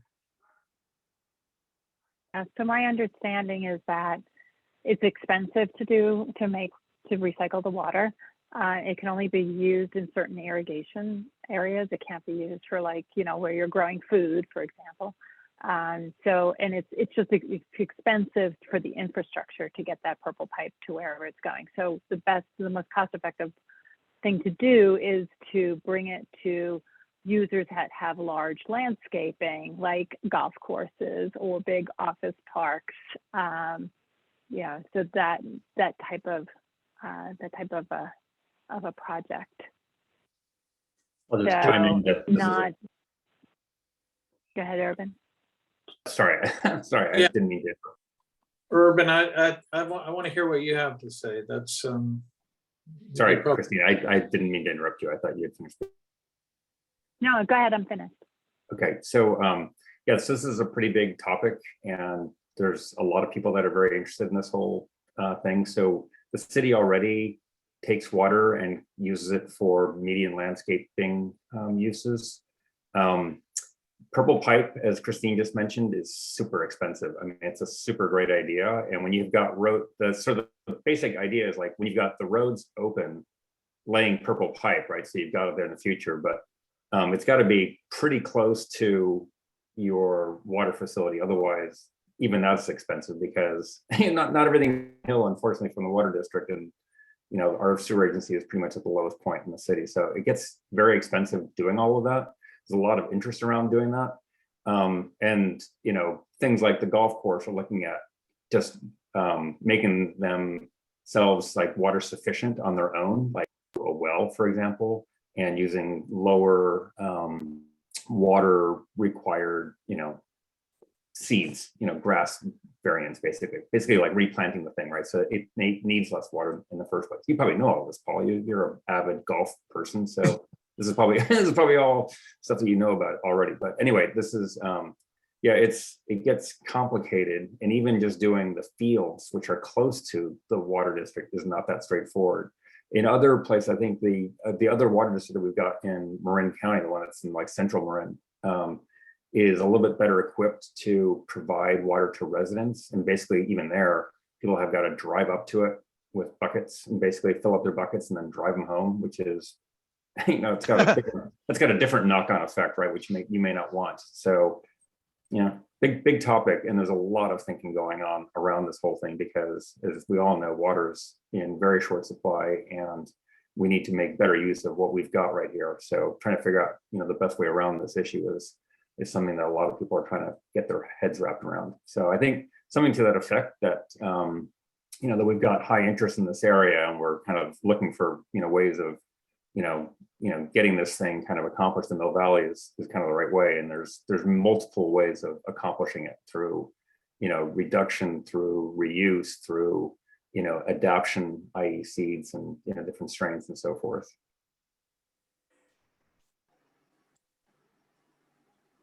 If that makes sense. Speaking, yeah, it definitely makes sense. It's a very big topic. And speaking of water, Susan, you had an idea that you wanted to float out there.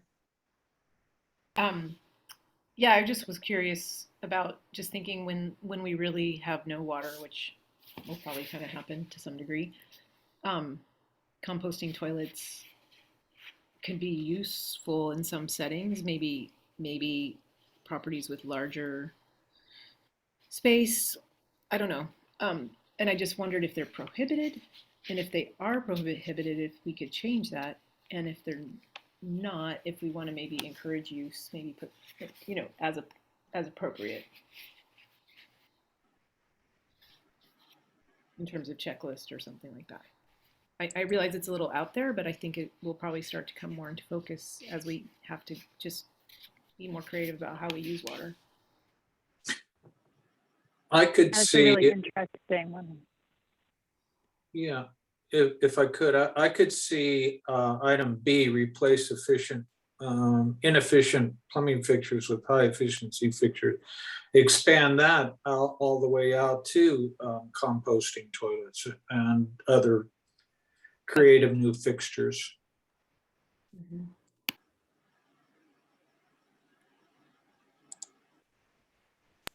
Yep.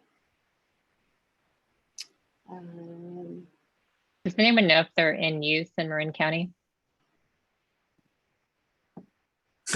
I know there was some health departments feel differently about some of these things. So a lot of this goes to, I think, the health department and if they're approved or not. That's the same with potable water. For a while, you know, it was being difficult. But I think the county health finally approved it, which allowed more potable water to happen. So this might be another collaborate. Yeah, something to go beyond just water efficiency fixtures. So here's a new I know idea. that it's in, I was gonna say, I don't know if it's in the building code as an option either. I mean, I know that there's waterless urinals are in there, but I don't know about composting toilets. So we can look to see in the building code and like the tiers if that is even if that's an option.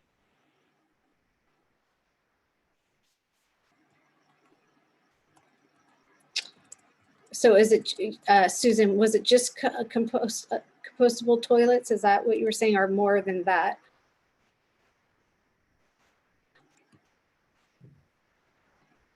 Yeah, just thinking about those specifically, but also just trying to leave room for future innovations that, because, yeah. Oh, that's a good idea. Yeah, so it's more, It's both.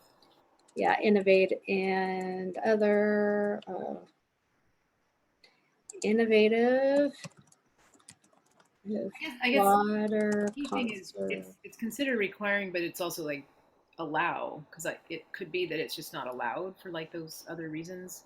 But there may be settings where it's quite feasible, but it's just a different way of approaching it, so we just aren't used to it. You know, this triggers a funny thought. As I don't know if anyone has taken their kids to the Exploratorium, where they go in there and there's a drinking fountain that's actually a toilet. And the whole point is to get people to understand that drinking water is used to flush toilets.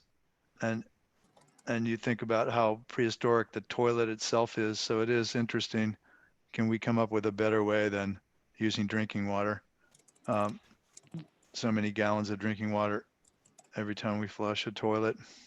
So here's an answer.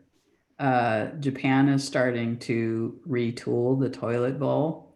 So you finish going to the bathroom and you turn around, and at the top of the toilet bowl is where your hand washing station is.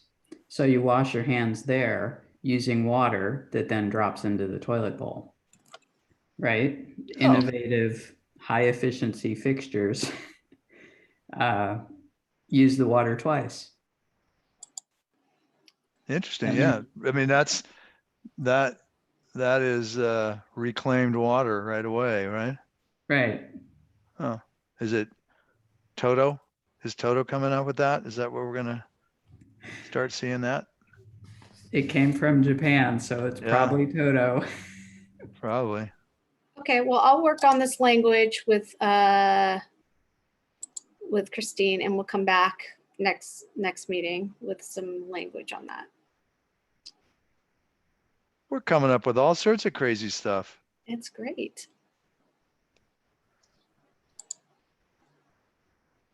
Did we cover off on all the initial new ideas?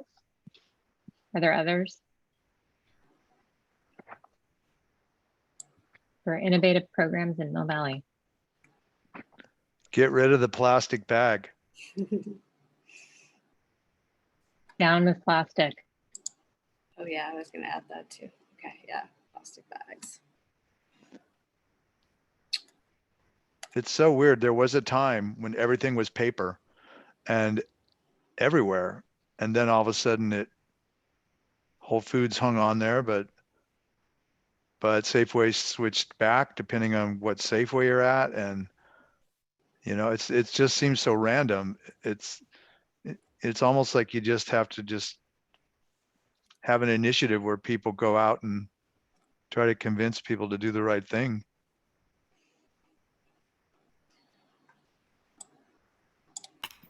I just want to mention I was at a state park in Oregon recently, and they had composting toilets for the restroom area, and it was just with the sawdust that you put in there, and very odor free. And so there are definitely settings where they can be really great. So I would be remiss to not mention that several friends have prodded me to say we should really ban wood burning stoves, not just on Save the Air days. I know it's a hot topic, but it's bad. We do not allow, so as part of new construction and major remodels, you must remove your wood burning stove. You're allowed an EPA, they're basically wood pellet stoves, but that's the only, I believe, EPA approved wood burning stove. So they're being phased out through construction. I can tell you that much. That is an interesting point though, because I remember right after that one spell where we had so many fires, and then it finally ended, and it was like, I don't know, December or whatever. And then I'm walking down the street in the neighborhood, and somebody's got their wood burning fireplace going, and I'm like, oh no. And it's blowing horizontal because of where house was cited. And so I'm like, oh my God, we're right back there again, in the breathing the smoke from the fires. But so the other thing Patrick and I have talked about is that there are people that don't realize that we actually have a fire code that doesn't allow open wood burning fire pits in their yards. And in my various hikes around the community, I've seen 3 different locations where people are just buying them on Amazon or whatever, putting them in their backyard, and just burning wood, open burning wood in their yard. Seems to me that there's an education opportunity there to get them to realize that that's not even allowed.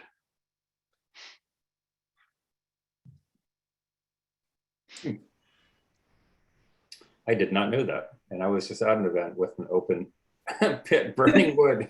and it was brand new. I know, they're brand new. They have like you're right. People fancy are buying little them on Amazon, covers. have delivered and sticking them in their yards. And yeah, I Too didn't know bad that. Greg wasn't there. Yeah, right. That's good to know, actually. You should find that code and put it in the chat or email it around. That's actually a good thing to know. Yeah, Patrick talked to the chief and found out where it is in the fire code. And I saw it, I saw it back in West Blythedale, back in the Blythedale Canyon back there. People were under those trees. And then there's a place up the hill from me at 100 Marlin that they have a whole area where they have a seated area and one of those fire pits, and it's right there on the Marlin Fire Road, right at the high fire risk county open space. So like I said, and my neighbor just put one in the yard, but it's still wrapped in plastic. She hasn't opened it up yet. And I'm like, oh my God, these things are, nobody knows, I guess. But we certainly wouldn't want our community to burn down because somebody wanted to burn wood in their yard. Well, someone along my bike route was doing that Japanese wood treatment where you take a blowtorch and you char the surface of the wood, and he was doing it on a very windy, hot, dry day. So common sense is not as widespread as one might hope. Okay, That's well, we'll funny. come back to you on Yeah. So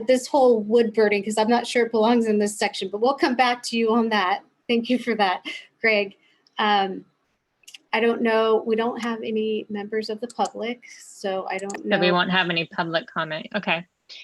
So given that we've introduced a number of new ideas with some content that'll be coming back our way for review, do we at this point, are we approving tonight the content as is with the additions that you're going to be adding in for final approval at the next meeting? I don't know if you need to do that. If you're all comfortable with the conversation points and what has been added to the document, with the understanding they'll be refined for next meeting, that if you're satisfied with the discussion and okay, moving, allowing staff to work on the document and bring it back as old business for the next meeting. Yeah, that sounds perfect. And maybe just get a raise of hands that everyone's comfortable with that approach.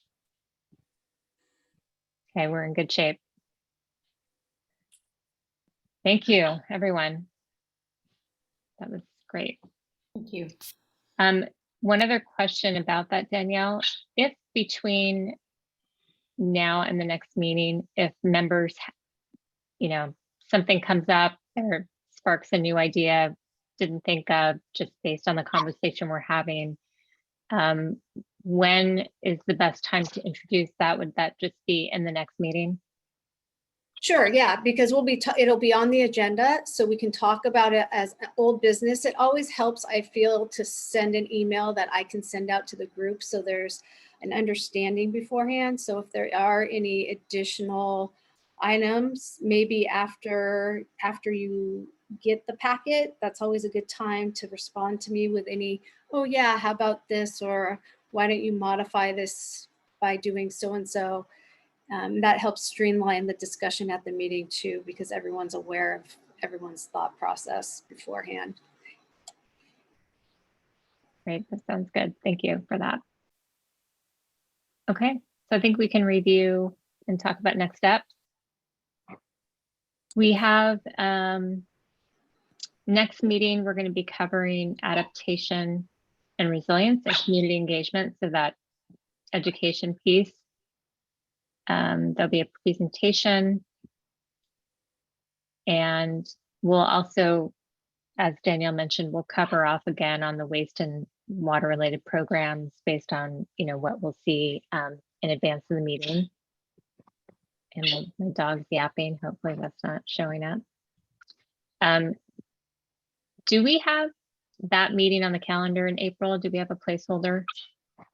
We do, as April 19th, based on the email I sent. I'm hoping you all can make it. We're trying to get Tamara Peters of Resilient Neighborhoods to attend the meeting, with the understanding that communications is very important. We've had some success with, and we're looking, I think the county's looking to expand this idea of resilient neighborhoods, and it's really exciting. It's almost, it reminds me a lot of Safe Routes program, how it started in Marin County and kind of blossomed. That I think might be happening with this program a bit based on how it's grown so far. Christine, I don't know what you think, but I think it's pretty cool.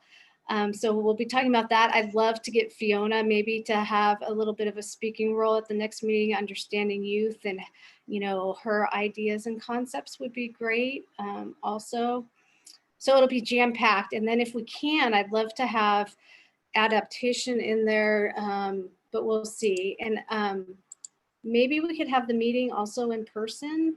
That's something I'm toying with. We'll just see how things go in the next few weeks. I have a lot of big meetings. We'll see how those pan out and what happens with those, but maybe as a placeholder, we can maybe strive to have the April meeting in person on the 19th. That would be great.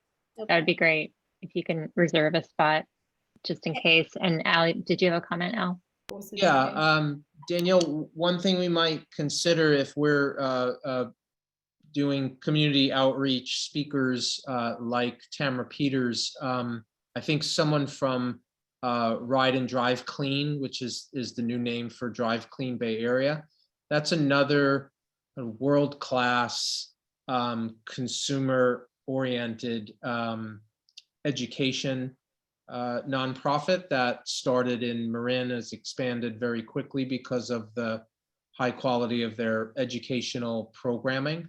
But that could be another organization that you might want to highlight, just because they do a tremendous amount of education and outreach, try to get people in their database and make commitments that their next car or bike or car will be electric, things like that.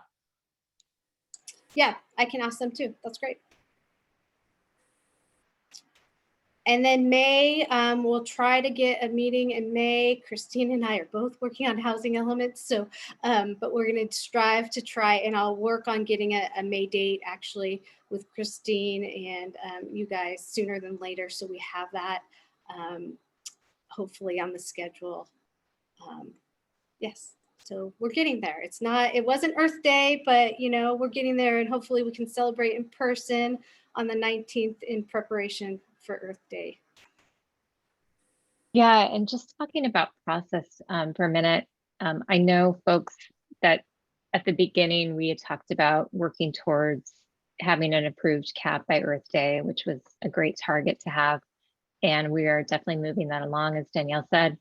But there is some process to follow, and you know, we need to get the draft finalized. There will be communication via Christine and Danielle and presentation with council.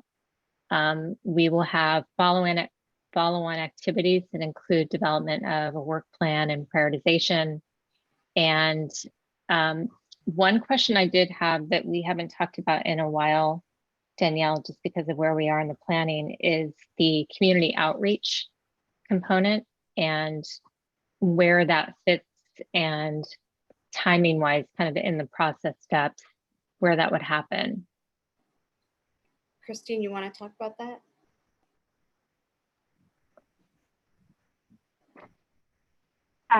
Yeah, so what we want to do is have at least a draft climate action plan so that we can share that with the public before we do a community workshop. And I'd like to get your ideas about how to conduct that community workshop as well as your participation. I think it would be great if we can do it in public. The way I've done these workshops before is to have a room and then have tables around the room, and each table is kind of devoted to a different topic area. And those tables are manned by people, either task force members. We could also ask for some subject matter experts to be at the tables as well. And we have some interactive exercises so that people can kind of voice or record their support for the different actions that are in the plan. And there are people there who can answer questions. So I think, let's get the draft plan done, and then we'll talk about the community workshop, when, where it should be, what activities we should plan. Great. That's great. Thank you. And after those, Urban Regan. after those community meetings, then, so let's assume that we sail through those, everybody's super happy. This goes to planning first, correct? And then it goes to city council for adoption. Is that the way it works? Yep.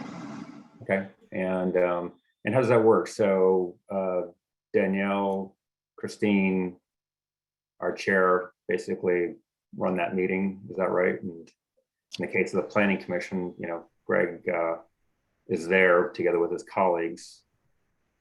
Is that the way that works? And then, there'll be whatever modifications, adoption, likewise city council meeting. Is that essentially what we're looking at? Yes. Okie dokie. And do you think council before or after June? That's what that's why I'm telling you guys, we're working on the housing element. And so I'm hoping we'll at least have a draft. But we have some really strict deadlines coming up, and we have to have some drafts for the housing related things. So we're doing what we can. So let's just plan the April and May meeting and see how that goes. The other thing is, we haven't talked about, but Christine and I need to work on, there's also an environmental component to this, unfortunately, that we have to deal with. So there's a lot more that's into this besides just the draft before it goes to planning commission. There's a general plan amendment. There's just some details. So yes. I understand. I wasn't, by the way, I wasn't pressing. I was just asking, I was just inquiring on when you thought, but it sounds like we're going to be into summer essentially by the time it goes to planning and likewise into council. Yes. So, okay, good. I was just trying to set my own expectations. That's fine. Great, good. And everybody's around for the summer, I hope, right? No one's planning on traveling anywhere. So, by the way, that's very, very bad for the environment to get on an airplane. So I'm assuming you're going to stay here within 5 miles of home on their electric bike or walk. Walk to my vacation this summer. Good. So everybody's going to be around. Fiona, you're going to be around. I know you're a student. You'd like to get out of town during the summer, but you're going to be here all summer long. Okay, good. Excellent. Great. Now that you're taking my fire pit away, I might have to go. Yeah, right. And your blowtorch. All right. Thanks, everyone. I think we've covered everything. Did you have anything else, Danielle?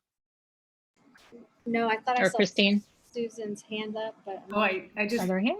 Clearly we don't meet again until April, just since it was still on my calendar, but I'm good. April 19th. Yeah. Thank you. Possibly in person. So that'd be nice. All right, great. Thanks everyone for the time tonight. Great meeting. Meeting adjourned. Great. Thanks, everybody. Thank you. Bye. Good night, everyone. yeah. Good night.